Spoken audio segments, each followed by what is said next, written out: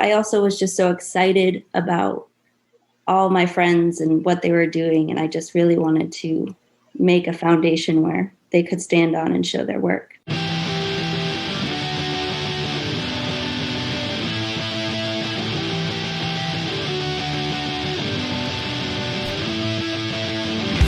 Hello and welcome to Where the Living Room Used to Be, a podcast about Rhode Island's music scene.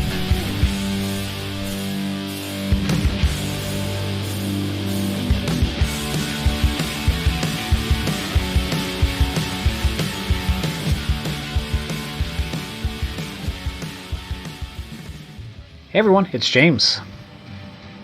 On this episode, I was able to catch up with musician and owner of PVDlive, Chrissy Stewart. In our interview, we talk about how she got into booking shows, what she's looking to create with her production company, and some of their past and upcoming shows around the state, how she created her record House of Christina, and the more than serendipitous way that title came to her. Please enjoy the episode, and make sure to check out PVDlive's roller skate concert series at the Providence Rink that starts the beginning of June. And as always, please follow Where the Living Room Used to Be on Instagram and Facebook using the handle @LivingRoomUTB to see some show photos, flyers, and a whole bunch more from Chrissy's time in music.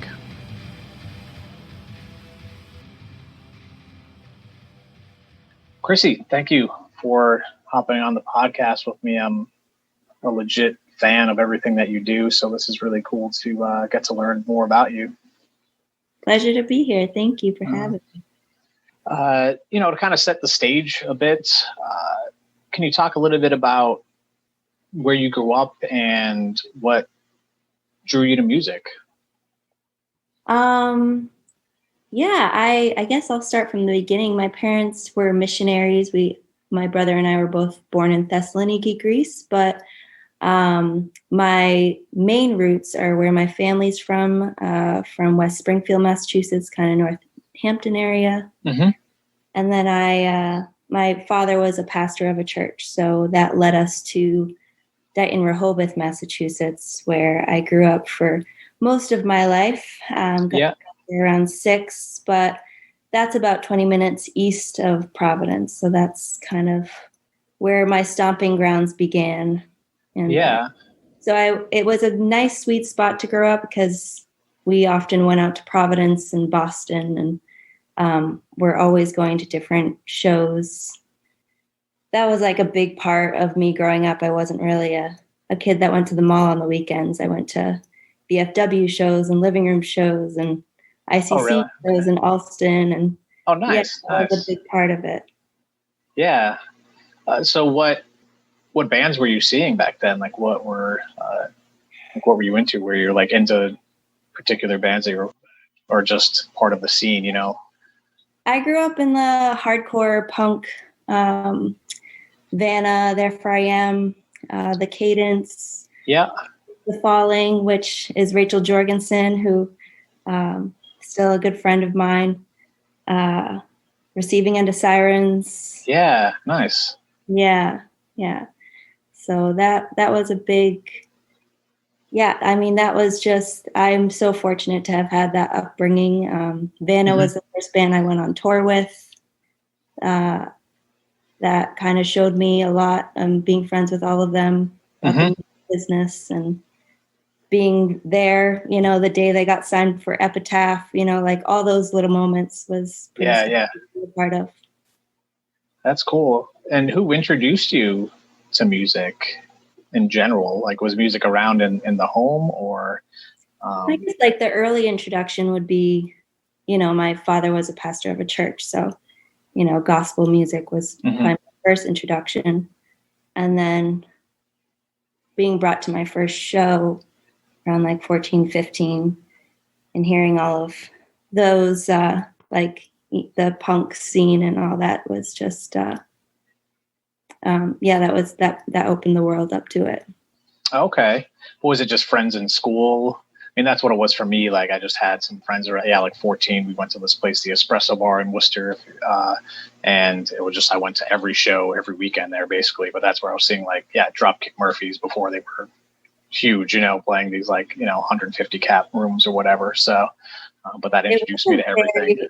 It's funny. It was a very specific moment. And I remember getting out of school and my friend Chris Morris, who is in a great band called Morris in the East Coast. They're not together anymore, but their music is amazing. Which we were both 14, 15. We weren't even in bands yet, but he was like, I'm going to this show for the Cadence. I love this band, the Cadence. And I was like, all right, I'll come with you and check it out. And that was the beginning of it all. That concert, I think they played with There For I Am. It was what was missing my whole life. Cool. Yeah, I completely identify. I just love that scene, and I love the camaraderie with it. That's awesome. Yeah, that was the first local show I went to. But the first actual concert I went to was Third Eye Blind at the WBRU concert series. That was near the area. Yep. That was the first concert I went to, and I ran it. It rained. Yeah. It was the first time I crowd surfed. I was like, I just lost my mind. That's really cool. Good. It was so good. The BRU concert series has come up a couple of times with interviews that I've done. They were just something special. And I mean, it's cool that BRU is holding on, but it's what was happening at that time. It was just, there really wasn't anything like it for that radio station. The music that it was bringing out and the bands they were bringing into these markets was just phenomenal. I know, to think about, seeing Third Eye Blind for free outdoors in Providence, downtown, that was a dream. Yeah. A lot of people know you from PVDlive. And you do an amazing job of booking shows. When did you start on that production side of putting shows together and working with bands? I know you've been doing it for a while, but when did that come about? Yeah, I've been booking for maybe 10 to 12 years. It all gets meshed together. Yeah. Also now, what is time? When I moved to Providence, I got an apartment with my brother, and we had a lot of talented friends, but they were playing at loud bars, and we wanted to create an atmosphere for them. So that's how our house shows started, which turned into the Grove, our house shows. And so, we did that for years, just hosting shows, had a lot of great bands come through. That turned into meeting all the Columbus Theater crew. That also went into my Grange music series. And then when I started to book regularly at the Grange, I was like, I should do something around this, PVDlive. That's good. So I just created that, and instead of posting everything on my personal stuff, it was more of a platform to post the shows I was doing. But I also was just so excited about all my friends and what they were doing. And I just really wanted to make a foundation where they could stand on and show their work. Yeah. I mean, you've definitely done that. And I mean, you've just booked, hundreds of shows around the state. Jimmy's Saloon and Nick and E's and, just the Grange series was really cool that you were doing. Goodwill Engine, you were booking there. It's cool. I mean, what would you say about that experience of booking in all of these different venues? Was it were there certain challenges with this, or how were some of those decisions made for the variety that you were, working with? There's always challenges. Every single one I welcome, because I learned something from every single one. Yeah. The Grange was the first time I was doing something in a public place outside of the comfort of my home, in our house. It was mostly always acoustic. I don't want to say thrown in, but like, yeah, I was thrown into the Grange Music Series. I went in to be a hostess, and Aaron Clemens, who I love him so much. He interviewed me for this hostess job, and he was like, "Don't you do like house shows and at your house?" I was like, "Yeah." He's like, "You want to do that here?" I was like, "Sure." So I went into the job with thinking I was just going to grab a hostess gig with like this whole series on my hands, and I was like, "Sweet." But it was like, "Oh, but you know how to like run sound," and I had no idea. So it was like my friend Nick Coolidge, who was working there at the time as a server. Thank God he was there for most of the shows, because he kind of showed me, the ropes a bit, but I still hear the screeching like feedback and like just like learning it.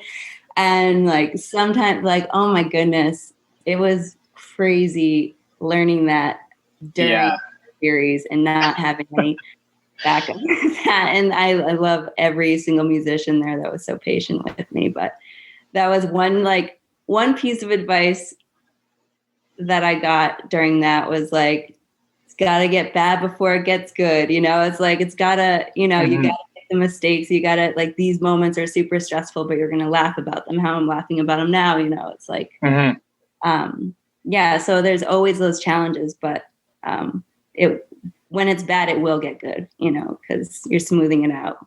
Yeah. Yeah. You did a rhythm and roots night at the Grange, correct? Is that I just wanted to bring that up. Like, my wife and her family have been going to that event before it was even Rhythm and Roots, when it was the Cajun Bluegrass Festival, however many years ago. And they still go like every year, and just the whole like camping scene and jamming scene and stuff. So, as I'm going through, that one just kind of stuck out, and just, wanted to just learn a little bit more about what that, if you remember, what that particular night kind of was about, and, was it connected with Chuck and Rhythm and Roots? And, yeah, I've been doing Rhythm and Roots 5 or 6 years now. Chuck Wentworth is such a big mentor for me. Mm-hmm. I was a stage manager, and then he brought me in, and then he promoted me the next year as artist liaison. So I've been doing that. Oh, nice. 5 years. But yeah, I just kind of wanted to, when it came to my attention like 6 years ago, I was like, what is this magical, like whimsical, family oriented, like just the camping vibe, the fires after the festival, and just like singing till 3 a.m. Like, it's just such a great festival. And I was very surprised that, one, I'm in production. Like, I make it my job to know what's going on, Yeah. And it wasn't on my radar. So I was just like blown away by that little festival. And I'm just so excited to now, like, the Wentworths are like family and being a part of that. But the intention of bringing Rhythm and Roots to the Grange was to turn people on in Providence onto the festival. So I got you. Okay. Pre-party. So I had Sarah Potenza there, and a couple other musicians that were a part of the festival to do that pre-party at the Grange. Nice. Yeah. I mean, I guess, I'm guilty of it as well. You're just kind of mentioning it, just like there can be some odd divide of the northern part of Rhode Island somehow doesn't know what's going on in the southern part. And it's, trying to like, no, there's stuff like in like Wakefield, there's like, what's the pump house, the Knickerbocker, where's that? Like, is that in, South America? It's like, no, it's in South County, but it's so true. So, yeah, but I've been fortunate to go the last couple of years. My wife's father plays a lot of different instruments, and he's performed there. But my wife's worked at the kids' tent. Cool. It's such a great family-oriented event with the playground that's there, and just the music. It's and fantastic. The dance floor. Yeah, I mean, it is just an experience. I mean, I can't dance to Zydeco or, Steve Riley or any of that stuff, but it's just like seeing how in tune everyone is, and just how they know what that next move is. It's just a sight of like, almost seeing those, birds in flight, or they all know what's going on. And I'm like, this is so far beyond me, but they always pull me on the dance floor, and I try so hard, but it's just not happening just yet. Trying. Yeah. It's I'm so glad it's happening this year. So yeah, the announcement just recently came out, right, with the lineup, or so yeah, watch for that Labor Day weekend. So yeah, and again, looking at some of the stuff that you've done, I know last year you ran a virtual series to support artists. Can you talk a little bit about what an artist relief was, and some of the people that came through, and some of the positive impact that you had with that series under crazy circumstances last year? Yeah, that was fun. That was a lot of work, but it was fun. And it just became a lifeline for a lot of us to just check in each week and come together, and also keep me sane. It was busy work because it was like teaching everyone how to get onto the PVDlive Instagram, and like it was a lot of learning curves, but it was just important. Like, we didn't raise much money, so instead we divided it at the end when the Black Lives Matter protest came and surfaced, and we just felt like instead of splitting this all 30 different ways, and we all 30, like, let's bring it together. And then we donated it to different causes like FANG and some other great activists in the city that were doing the work. But that was April and May, every Thursday night. And I had 5 or 6 different musicians, artists. Some artists like Dana Tarr. He gave us a tour of his like incredible studio space at the Reliquarium. Yeah. It's is awesome. If you don't know the Reliquarium, it is such a circus over there, a magical circus, and get it on Grey Dark because they do some really cool stuff. And then I had mugs. I had, a lot of great musicians that came through. It's so funny. There was like 50 of them, and I'm now Nice, Slitty, Sarah Azriel. And I was just so blessed how many people were down. Because it's not comfortable to get on Instagram. The sound quality is not awesome, but it meant a lot to musicians to be doing something. I know how important it is for a lot of people to, one, stay connected, but stay artistically active for mental health, and and just the people that weren't musicians that rely on going to shows for community, just tuning in. That was important. Yeah, so it was a weird and wonderful experience, but I'm really happy to get back to live music.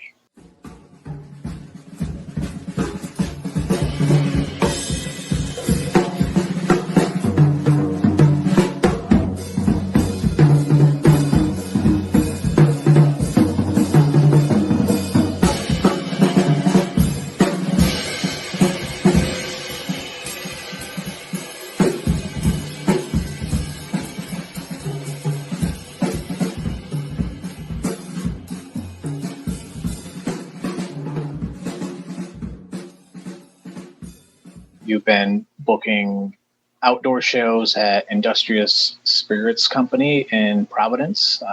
Every Wednesday night there.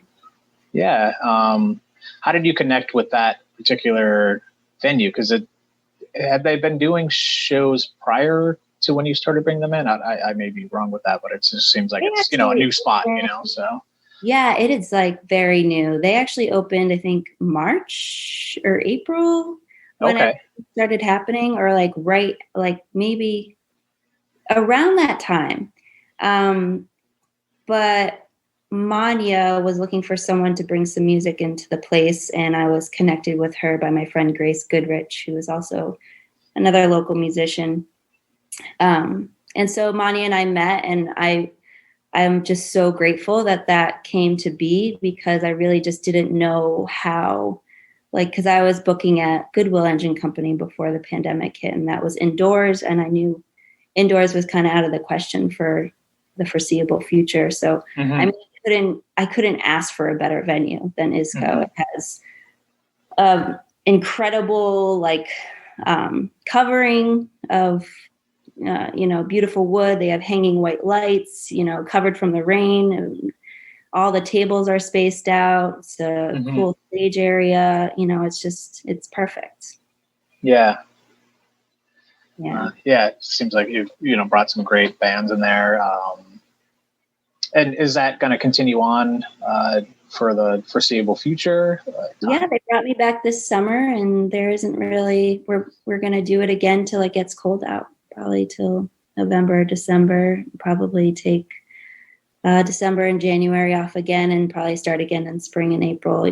Just awesome. It's kind of hard to do it. I mean, they do have a really comfortable space with fire pits and heat lamps, but December and January is tough. I personally would not want to perform in that. So I'm not going to ask anyone to.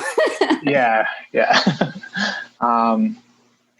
But with regard to summer, you have a pretty exciting outdoor music series that's going to be kicking off. It's a roller skate. Oh my goodness! Skating series that's down at Kennedy Plaza, correct? And I don't even know what it's called now. I guess I should know that because it changed names, didn't it? Or it's not technically the Providence Rink, but I guess Rink, okay. The rink itself is called the Providence Rink. We actually had a meeting today. I was like, how do I word it so I'm not saying it wrong? But it's the Providence Rink, but the venue itself, like the large area where the beer garden is and the whole entire space is called Bank Newport City Center. Okay.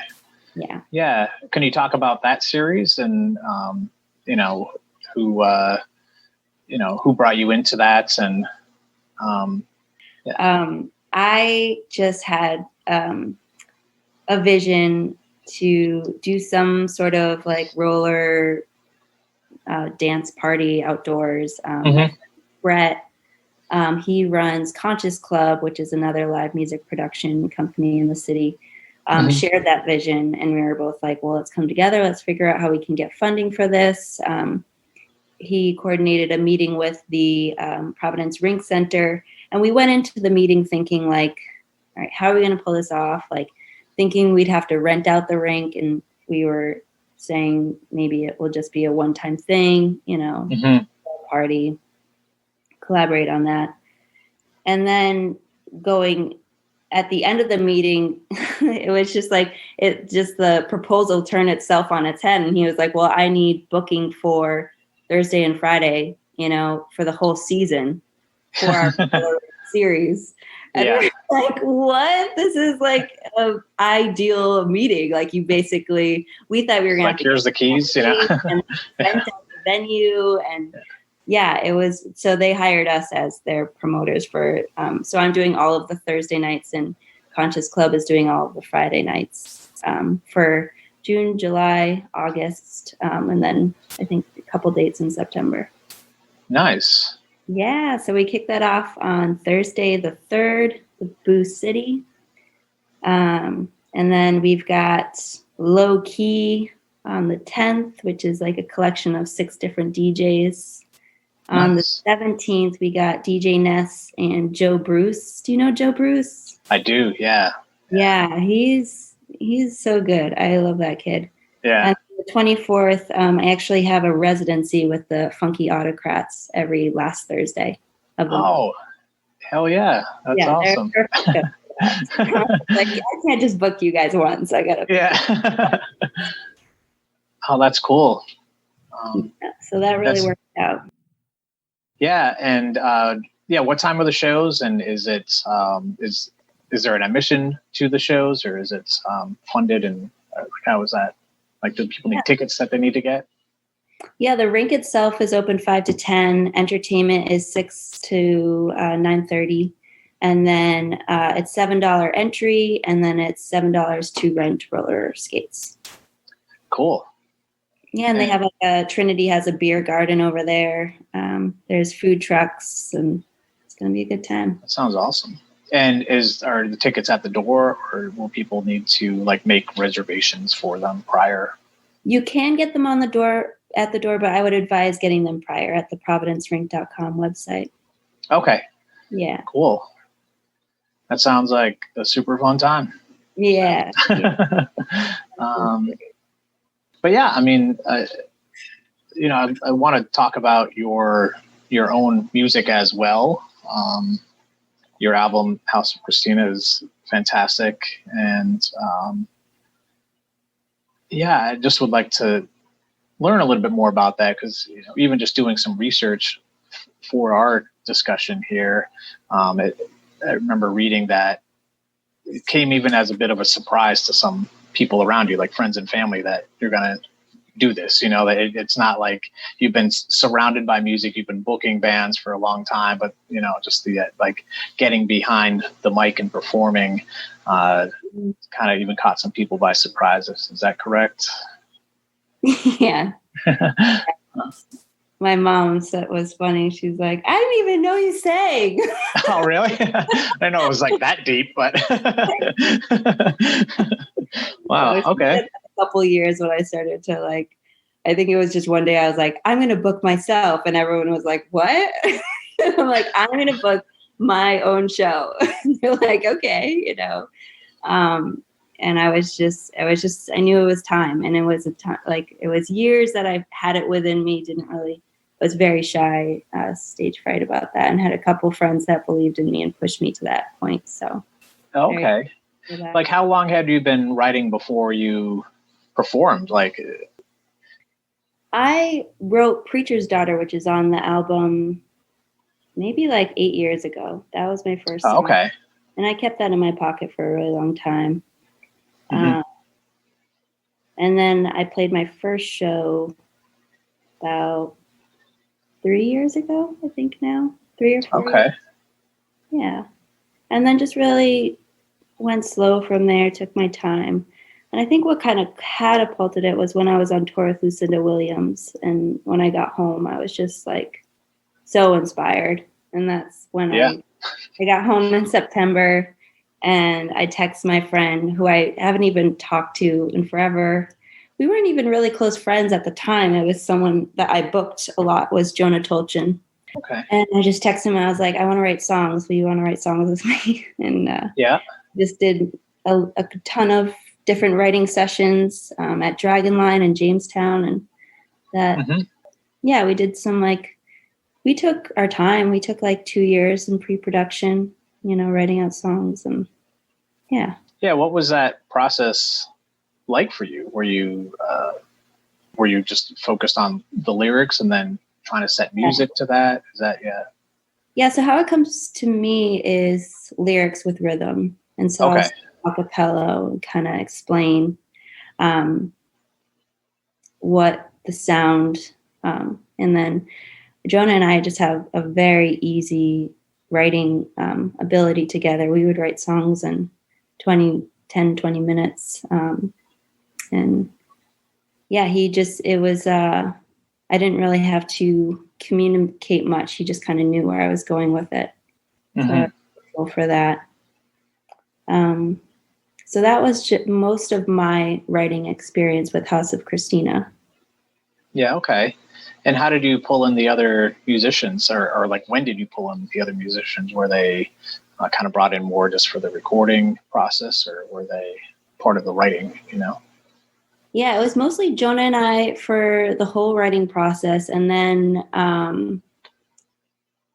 when we recorded the album live at Dragonline over the course of 4 days, and John Ferrone has been such a solid soul music brother to me, and he knew the songs well, and he has such a gentle way with music. He knows exactly, we have a very similar taste.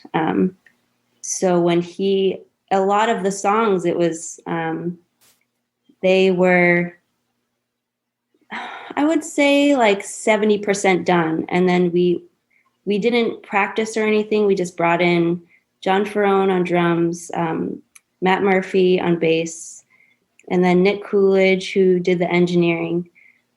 He did the back vocals. And then yeah, and Jonah did all of the overdub with guitars, and there was like some really magical moments of, like, for example, Preacher's Daughter, like, oh, we hear horns in this, like there has to be horns, you know, and that wasn't planned, but I knew Ben Shaw lived over the bridge.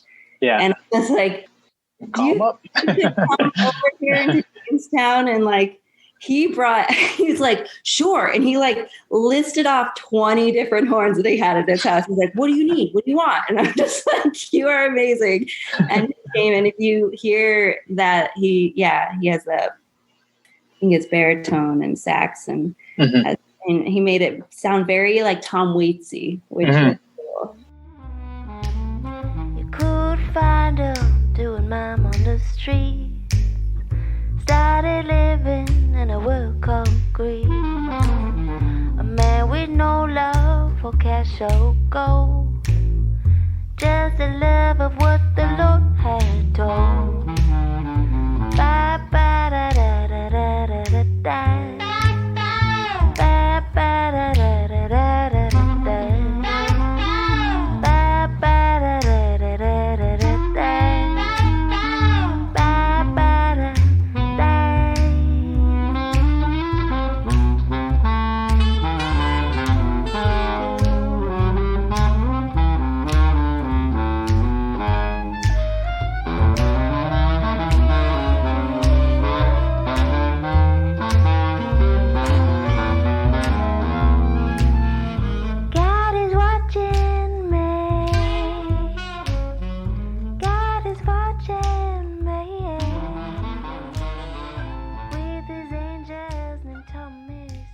So that was on the fly. You know, there's a lot of moments like on the fly in that kind of gave its body and life. Brendan Moore, an incredible piano player.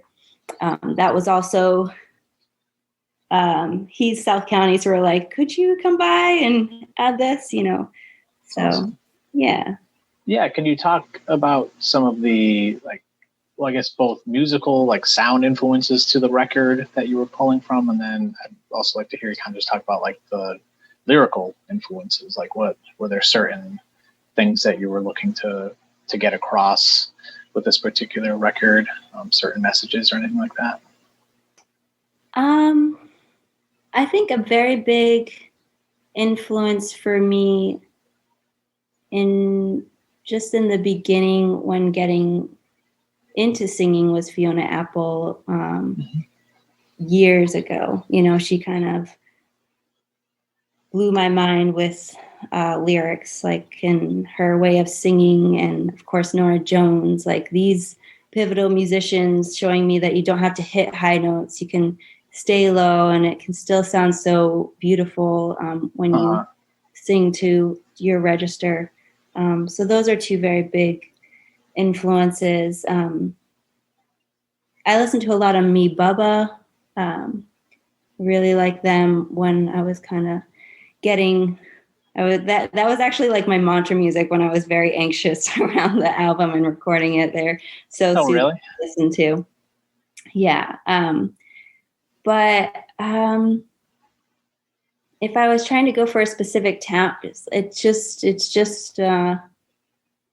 what naturally came out of me. And same with the stories, you know, a lot of it is inspired by like how nature reflects the human experience. You know, it's also similar to each other, and also specific stories of like, just I don't know if you know about the backstory of the House of Christina and how that name came to be. And I don't know. Like how did that? You brought it up, so. Well, oh man, that's a long one. It's a podcast, so we have time, but you know. It's not that long. Yeah. I wanted to write a song, and I remember this was a part of a pre-production time, and Joan and I were just walking on the beach talking about what's the next song we want to write. And I was like, I really want to write a song about this experience I had 2 years ago. And I was driving in downtown Springfield, And my friend and I, we went up there and we went to go see Dr. John perform in Northampton. And then the next morning we were looking for this very obscure restaurant because my friend was a foodie. And so we were going in all these like back roads, and we drove past the street, and I was like, oh my gosh, pull around, pull over. And he like pulled onto the street, and I found, and it's very clear, you know, the childhood street that I grew up on, because it is a dead end, and there's a school at the very end of it, and it's called Madison Avenue. So he pulled on the street. I jumped out of the truck. I ran down the street, and my childhood home is at the very end. And there was this catering van outside. And I asked the man, I was like, I just knew I had to get into the house. So I was like, do you need any help bringing chafing dishes in or anything? And he's like, sure. And we like walked into the house, and I'm like marveling at just how nothing looked like it changed. It was just this big colonial house with like the oak wood and the big like staircases. And the guy was like, hey, this woman is really nice. She helped me bring in the chafing dishes to the owner of the house. And it was this woman. And I looked around, and there was like all these women and children everywhere. And I was like, hey, and I put it down. I was like, I'm so sorry to intrude. I grew up here. I haven't been here since I was 6 years old.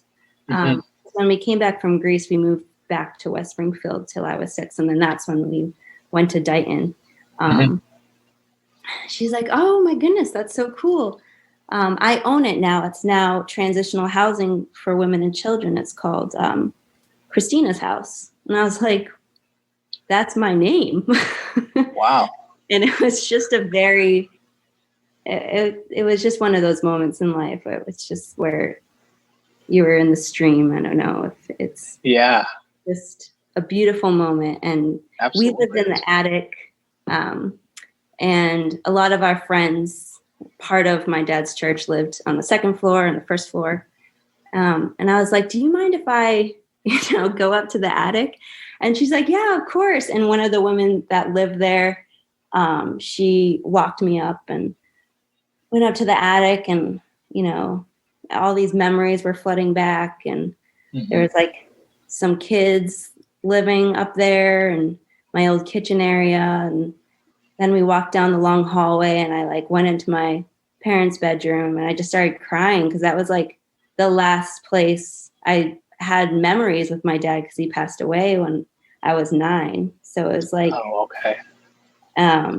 And me and this woman I just met were like crying together because I told her the story, and like, wow, it was wild. And it's just, I left, they all hugged me and was like, come back anytime.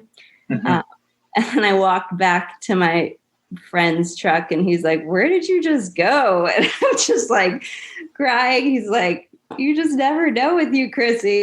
Like, what just happened? Oh my goodness. And then actually a year later, I did go back and no one was there, which I know that it is that, because I found them online and everything. And I want to send them a CD with the story of how that inspired the title of the album. But as I was telling Jonah this whole story, he's like, that is not a song title. That is an album name. And that's what brought the concept of the entire album together. Yeah. Well, that's an amazing story. Thank you for sharing that. And it definitely adds like another element. I mean, like I've said, I really do love the record, and the next time I listen to it, it's going to just have a different feel. I would imagine, that's cool. I mean, I like where you go with a lot of the sounds on the record. I mean, I'm a big fan of just kind of like slow songs, but you also do have some stuff that's a little bit more kind of like there's a jazz element to it. You span a lot of different things. The song "Dissolve" is magnificent. That song like just a lot of shots that month. What's that? I was listening to a lot of Sade that month. All right. Yeah, that one just like I stop whatever I'm doing and just be like, I need to listen. It's very like Seinfeld moment of like, everyone shut up, So yeah, I love that song. That's the first one we recorded, actually. And really? Yeah, I think I was just so in shock that this was happening, and I like started crying at the end of it. And I was like, I swear, guys, I'm not going to cry on every song. Like, this is just too surreal. And Jonah was the one that said, let's start with Dissolve because it's one of the harder ones and then move from there. And I was just like, all right, you really did me in there. But Yeah. I do love that theory, though. I've had that in my life as well, of like just kind of get the hard one out of the way because then just, it's all theoretically easier from there. But is there anything else that you wanted to bring up about that particular record? I just love that it was done at Dragonline. That's a beautiful, cherished place for creativity. I love the artist that lives there, Duncan Laurie. He's a very big mentor to myself and his family, Ona Laurie. They're all just wonderful people, and I pay a lot of the creation of House of Christina to them, and allowing me not just the space to record there, but the space to create all the songs, except for Preacher's Daughter. But yeah, all the songs were created there. Okay. And yeah, I love that it was recorded live over just the course of 4 days up in that glass studio up there. So a lot of the reverb and everything is very natural. Which is exactly what I was trying to go for there. Mm-hmm. I'm not really familiar with that space, though. Can you talk just a little bit more about that? Is it do they invite other artists into it, or is it? It's actually Duncan Laurie. It's his house where he lives, and then he rents it out in the summers just for weddings. I kind of manage the property throughout that time. Because he likes to just go to Maine for the summers, and he's like, just do it, and I'll manage the weddings for him. But he is if there is an alien on this planet, it is Duncan Laurie. He is just so out there. You guys should Google him. He's one of the most fantastic artists in the Rhode Island area. I feel like Rhode Island has so many different like wild gems out there, and he's one of them for artists and legends. And if you Google Dragonline, you'll see the property that he built himself with his friends. He's just a magnificent person. That's cool. I'll have to check that out. Thanks. People should definitely buy your record. It's available on vinyl, CD, download, stream it. However you want to engage with us, support Chrissy any way that you can. Do you want to shout out any other ways for people to connect with you? PVDlive, where should they follow you to see upcoming shows and, know when announcements are going to be coming? Yeah, PVDlive. Our Instagram is probably the best place. You can always DM us to be signed up for the email list. Our website got hacked at like the exact same time that the pandemic hit. So I'm like, my website got hacked. I'm canceling my whole concert calendars. I'm like, so let it be. It was like, so I'm at the point of rebranding right now, and we should have a new website up soon. Okay. Yeah. And so that will eventually be the best place to know about stuff. But right now it's the Instagram PVDlive. And then, my personal is at Chrissy Stewart _ website is chrissystewart.com if you'd like to purchase a vinyl or a CD. And then, the album's on all streaming platforms if you want to listen. Nice. And one last question for this segment that I ask every guest is, what would you say is your greatest musical accomplishment to this point? I think creating an album, you really just don't know how much goes into it until you start that voyage. There's just so much.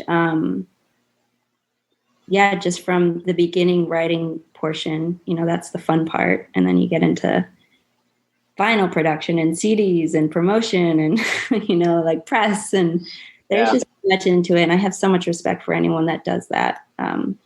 So personal music accomplishment, I think, is my album. Highlight of production, I'm proud that I've created something myself. PVDlive is my baby, and I, have every intention to continue to cultivate it for the community and doing bigger and bigger things. And it's in an exciting place because I'm finally figuring out how to get grants and sponsorships and stuff, and make sure that bands are getting paid properly, and my own efforts. So that's a nice place to be. And I think one of the biggest highlights, is touring with Lucinda Williams. Like, I still don't know how I got onto that tour. Yeah, that would be a question. How did you get on that tour? Did you just take a chafing dish and like walk on and be, and you're like on the tour bus? Similar.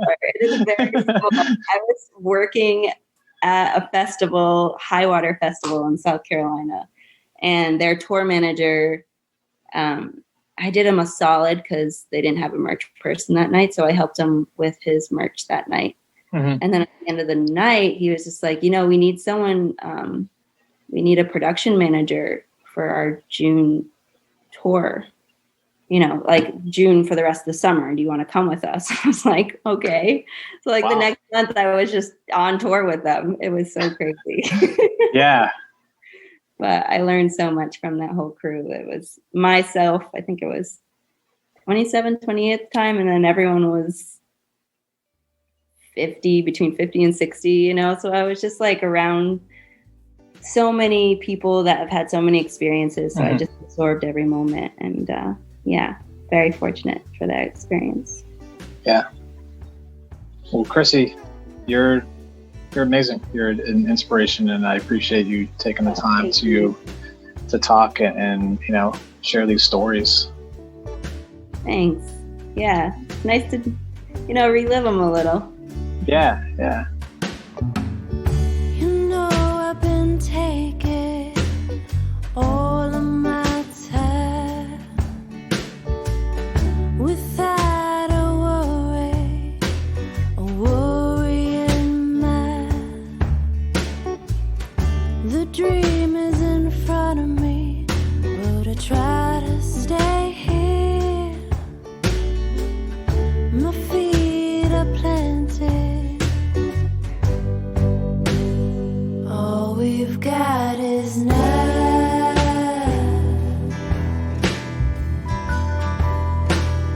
All we've got is now.